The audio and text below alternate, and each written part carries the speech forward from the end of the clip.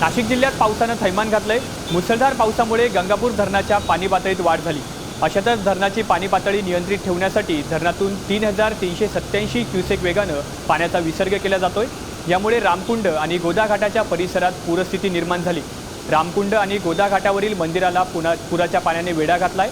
धरणाच्या पाणलोट क्षेत्रात पावसाचा जोर वाढल्यानं विसर्ग आणखी वाढवला जाण्याची शक्यता आहे।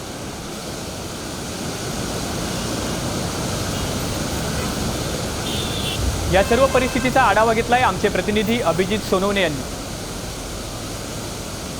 नाशिकमध्ये पावसानं विश्रांती घेतलेली असली तरी देखील गोदावरीला पूरसदृश्य परिस्थिती मात्र कायम आहे। कारण गंगापूर धरणातून साधारणपणे 3387 क्युसेक वेगानं गोदावरी नदी पात्रामध्ये पाण्याचा विसर्ग केला जातोय आणि परिणामी रामकुंड आणि गोदा घाटाचा परिसर अद्यापही गोदावरीच्या पुराच्या पाण्याखाली गेलेला आपल्याला बघायला मिळेल।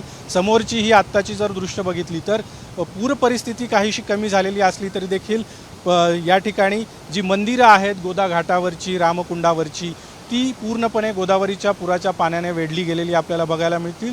दुतोंड्या मारुतीच्या कमरेच्या खालीपर्यंत अद्यापही गोदावरीच्या पुराचं पाणी वाहतंय आणि त्यामुळे हा संपूर्ण जर परिसर बघितला तर या ठिकाणी समोर गौरी पटांगण आहे, पलीकडे गंगा गोदावरीचं मंदिर आहे, गांधी ज्योत आहे।